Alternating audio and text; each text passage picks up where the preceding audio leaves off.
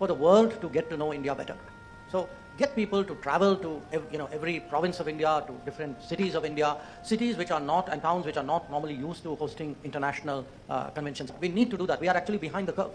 We are today the 5th largest economy in the world. We will be the 3rd largest economy very soon. But if you look at our significance to the global workplace, and I have somebody like Dr. Narayan Murthy sitting in front of me, our significance to the global workplace is actually going to grow enormously, because there's a fundamental mismatch of the demand and supply when it comes to talent and skills today, and countries in a knowledge economy are willing to take bold steps to fix it. So, as we say, this is getting the world India ready, it's getting India world ready, and that's the way this whole thing is being planned. Now, voice of the global south. Why do we need voice of the global south? Because what we saw in the last year, and it's something which we had seen not with the same degree of disquiet, but especially last year it was very evident to us, which is one big problem was taking up all the oxygen. And the second order, third order consequences of that, those were not being adequately sort of appreciated. I mean, if you heard, our two finance ministers sitting here, what is their concern? They are talking today of the external shocks which is creating fiscal stress on them because their oil prices are going up, their food prices are going up, they're worrying whether the fertilizer prices, in fact, will the fertilizer be accessible apart from being affordable. So we felt that it was important that the entirety of global problems be put at the center of G20, not just one particular issue, and however important that issue might be.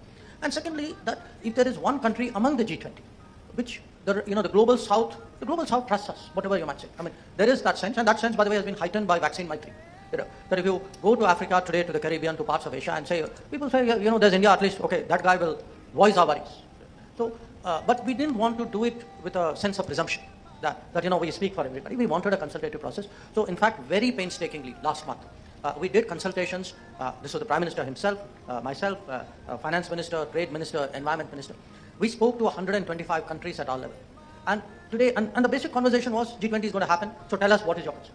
What is it? And then you kind of make a distillate of that and articulate it. And I think it's important today, not just in the G20. I think part of the problems even with the UN and the UN Security Council is that the voice of Global South is missing. If there is a logical, shall I say, candidate for that responsibility, it is us. We would be shirking our duty if we didn't do that. Now, what will happen out of the G20? Look, it's a bit early because we have to, I think tomorrow the finance ministers physical meeting is taking place. The foreign ministers meeting is on the 1st and 2nd of March. We will have to go through a set of meetings to see what happens at G20 is a lot of things are on slow boil. Okay. Now, which one of them gets cooked in one particular year is difficult to predict. It has to be decided amongst the G20. But there are a set of issues, and I would like to reassure both our colleagues that green finance is really right, absolutely on top of the issues. I mean, today, if you ask me 3 big issues in the world, I would put really green finance.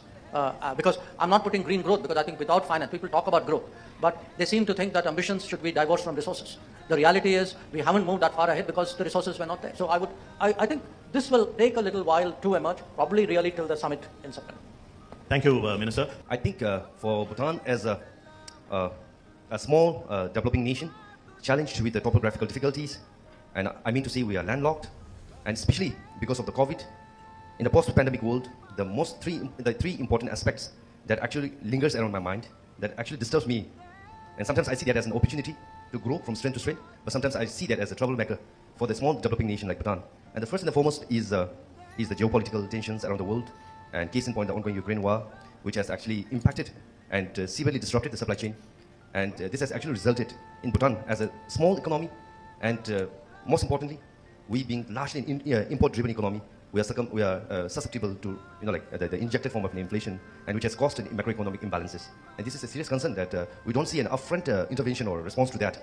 But I think having a dear neighbor with a lot of economic resilience and a lot of innovations like India, I think we are very much positive that the growth in India will directly or indirectly translate or have a cascading effect into a small economy like us.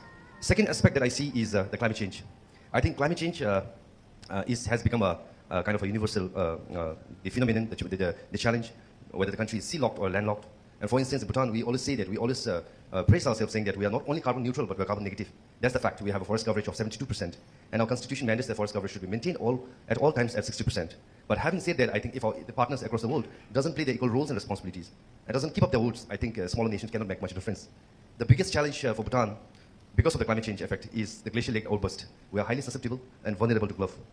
And third important aspect that actually bothers me day-on-day basis is the widening trade deficit. There's also macroeconomic imbalance. So basically, we are, I think, India being our largest trading partner, with the presence of Honorable Minister Honorable S. Jaishankar here, India has been doing a wonderful, facilitating in every sphere for Bhutan. But further, we will know Maldives as a destination for sun, sand, and the sea.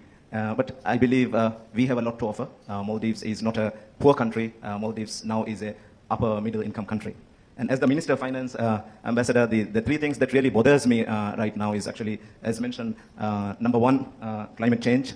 As you know, Maldives is very much prone to the effects of climate change. Our very existence is threatened by the changes in climate change. And a large part of our budget is spent on climate adaptation and climate mitigation efforts. And if you look at the numbers, from 2011 till now, we have spent around $587 million on climate mitigation and climate adaptation projects. And also, second thing is the external shocks. Namely, very recently we have the COVID, and now we have the war in Ukraine. During COVID, as you know, Maldives is very much reliant on tourism, and we closed our borders for 3 months, and our economy declined by around 33%.